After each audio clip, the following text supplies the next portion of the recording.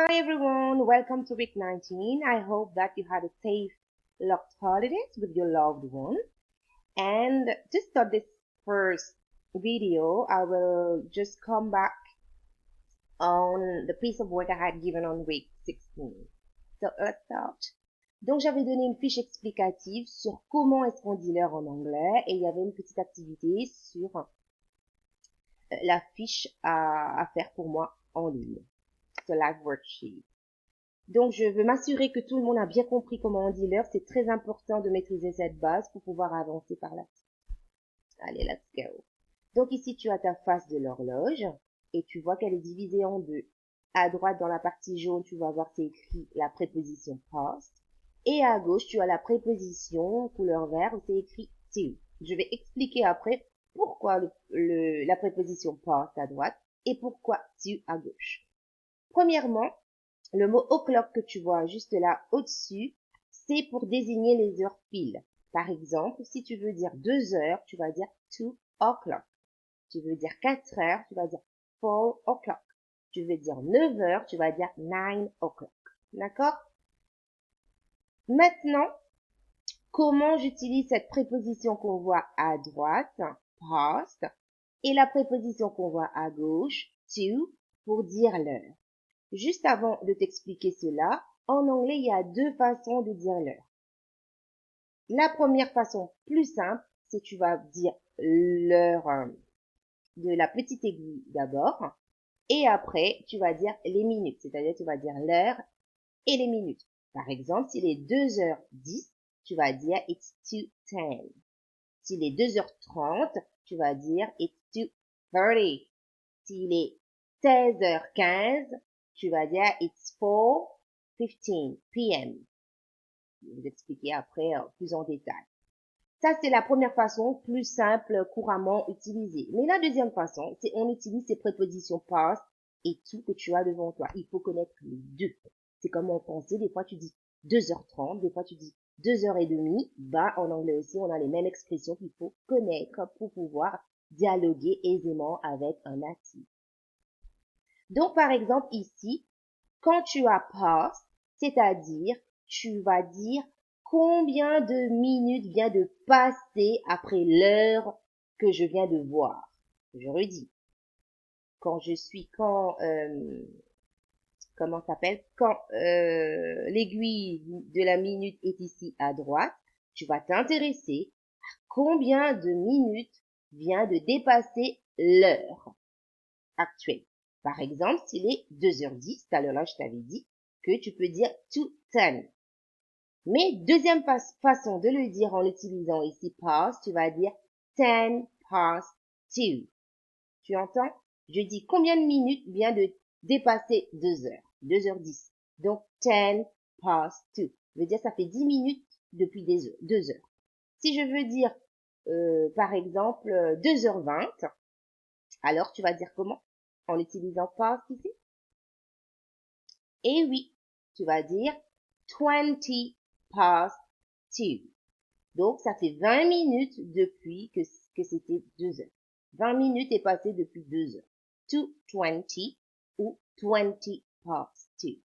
D'accord? C'est encore clair? J'espère. Ici maintenant, le to, c'est une préposition dans la langue anglaise. La définition, c'est qu'on va vers quelque chose. D'accord? Quand on utilise cette préposition to, c'est qu'on va vers quelque chose. Ici aussi, il fonctionne pareil. C'est-à-dire, toi, tu vas t'intéresser combien de minutes il reste pour aller vers la prochaine heure. Je redis. Ici, le to, la préposition, c'est pour que toi, tu t'intéresses à calculer combien de minutes il te reste pour aller vers la prochaine heure. Allez, on va mettre ça plus en concret. Par exemple, il est 2h35. Voilà. Quelqu'un peut me dire, oui, miss, madame, on peut dire 2:35. Oui, ça fonctionne. Mais la deuxième façon de le dire, c'est utiliser la préposition qui est ici. C'est-à-dire, il faudra faire un petit calcul maths. C'est 2h35. Il faut calculer combien de minutes il reste pour aller vers la prochaine heure. Donc, la prochaine heure qui va venir, c'est 3 heures. On est d'accord, 2h35 Je me rapproche de 3 heures. Donc, je veux dire, il reste combien? Combien de minutes il reste alors? Si c'est 2h35, combien de minutes il reste pour aller vers la prochaine heure? Je fais quoi comme calcul? Je fais 60 moins 25, ça me donne? C'est bon là? 60 moins 37, ça me donne 25. Donc, ça fait 25 to 3. Voilà. Donc, il reste 25 minutes pour aller vers 3 heures.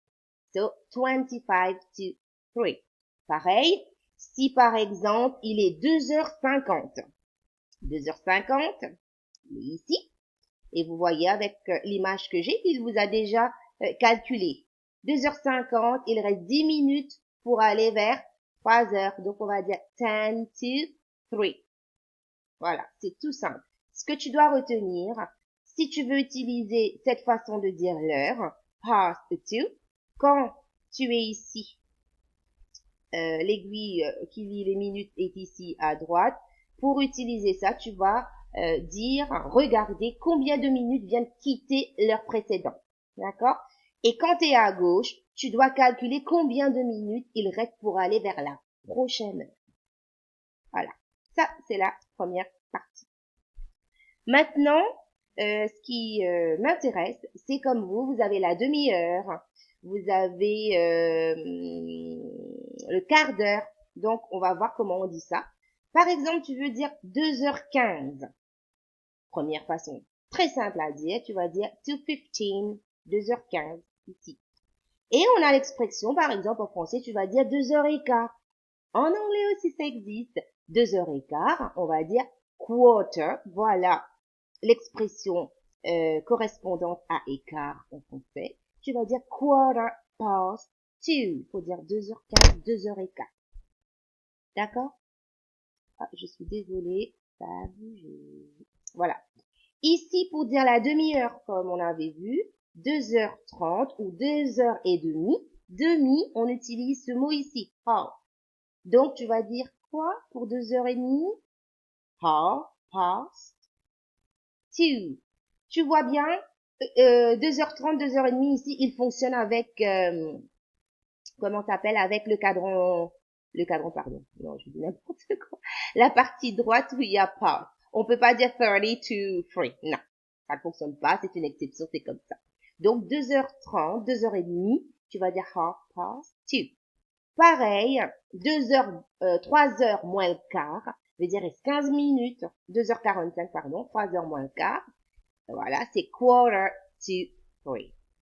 J'espère que cette petite vidéo t'a aidé à mieux comprendre les activités que j'ai données sur la worksheet, comment on dit les heures. Si ce n'est pas toujours acquis, je te conseille d'aller travailler encore cela parce que c'est très très important. C'est une des bases de savoir dire l'heure en anglais. À la prochaine!